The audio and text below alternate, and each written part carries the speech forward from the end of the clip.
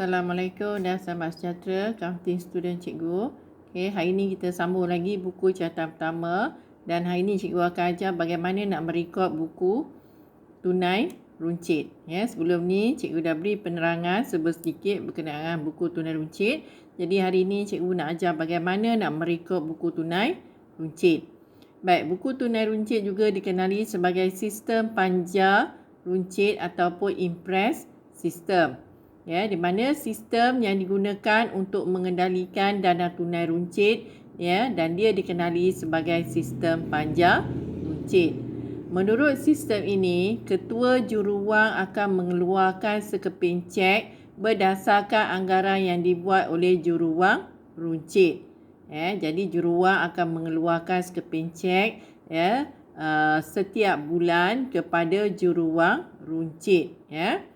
Okey, juruwang runcit akan merekodkan penerimaan wang itu dalam buku tunai runcit. Seterusnya, pembayaran bagi belanja-belanja kecil akan dibuat oleh juruwang runcit. Baik, lajur khas, ya, disediakan di buku tunai runcit bagi bayaran yang kerap berlaku dan bagi bayaran yang jarang berlaku, ya, akan dicatatkan dalam lajur pelbagai. Pada akhir tempoh tertentu, ketua juruwang akan memeriksa semua baucer bayaran berserta dokumen yang berkaitan. Hal ini dilakukan bagi memastikan semua dokumen yang berkaitan adalah selaras dengan rekod dalam buku tunai runcit. Ya. Dan kemudian ketua juruwang akan membayar balik wang yang telah dibelanjakan dan pembayaran semula wang ini dikenali sebagai recoupment. Okey, ini cikgu bagi contoh soalan bagaimana kita nak menyediakan buku tunai runcit. Perniagaan Yani menyimpan buku tunai runcit mengikut sistem panja bermula 1 Mei 2002. Ketua juruwang hanya akan memberikan wang peruntukan sebulan sekali, iaitu pada setiap awal bulan. Yang berikut adalah penerimaan dan penggunaan wang dalam bulan Mei 2002. Okey, jadi Mei 1, menerima cek daripada ketua juruwang untuk memulakan buku tunai runcit sebanyak RM250. Ya, dan kemudian Mei 6, 8, 10, 13, 16, 19, 20, 21, 25 dan 27 itu adalah, ya, urus niaga yang telah berlaku. Anda dikehendaki menyediakan buku tunai runcit sehingga 31 Mei 2002 dengan menunjukkan lajur alat tulis, pos dan belanja pejabat. Okey, itu adalah analisis dia. Okey, yang ini pula adalah format buku tunai runcit. Dia ada tarikh, butir, penerimaan, pembayaran dan analisis, ya.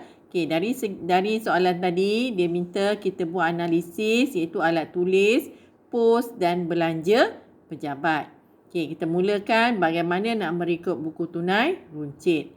Okey, kita lihat, ya. Mei 1 menerima cek daripada ketua juruwang untuk memulakan buku tunai runcit 250. Jadi, ya, di butir kita tulis bank, ya, penerimaan RM250. Okey, seterusnya Mei 6, ya, beli kertas dan dakwat RM20.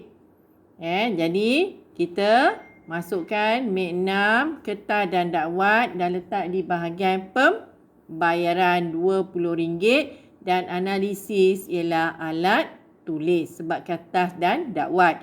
Soalnya pada Mei 8, pos laju RM12 dan analisis dia ialah pos. Okey, seterusnya Mei 10 mengirim surat berdaftar RM23. Ya, jadi butir surat berdaftar kita bayar RM23 dan analisis ialah pos. Soalnya Mei 13, bayar belanja membaki pintu pejabat RM42.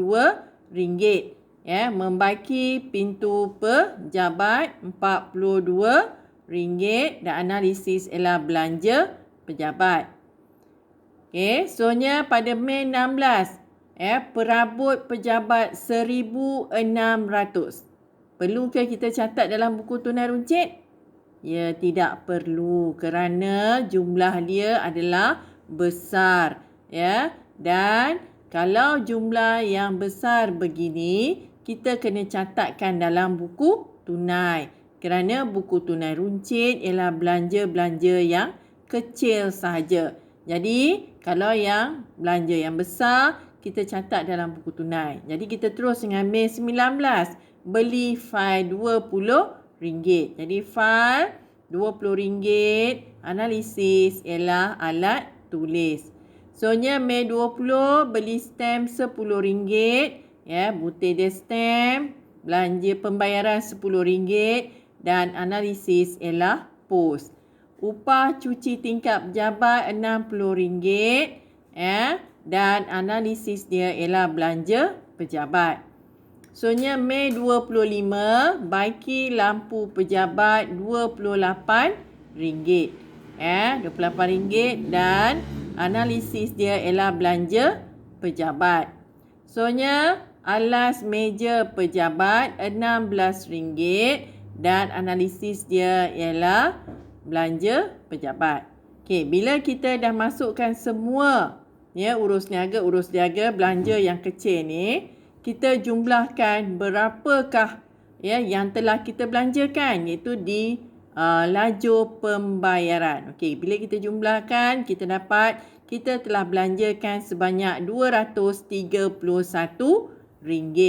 Dan kita kira juga di bahagian analisis pembayaran, alat tulis RM40, belanja pos RM45 dan juga belanja pejabat RM146. Kemudian apa perlu kita buat? Kita dah belanja RM231. Pada awal Mei tadi kita dapat duit daripada ketua juruan RM250. Dah belanja RM231. Kita kena cari baki akhir. Baki akhir tinggal berapa? RM250 tolak dengan RM231. Duit yang ada di tangan ialah RM19.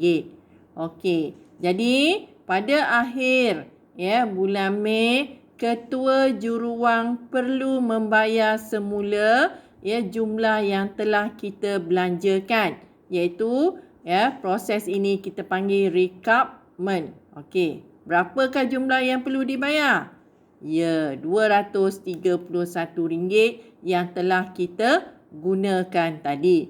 Dan bila ketua juruwang bayar RM231, kita tambahkan semula dengan RM19 duit baki tadi, dan jumlah ini telah menjadi baki awal pada bulan Jun. Jadi duit di tangan kita ada RM250 semula. Okey, jadi bolehlah kita memulakan belanja-belanja kecil untuk bulan Jun. Sekian, terima kasih.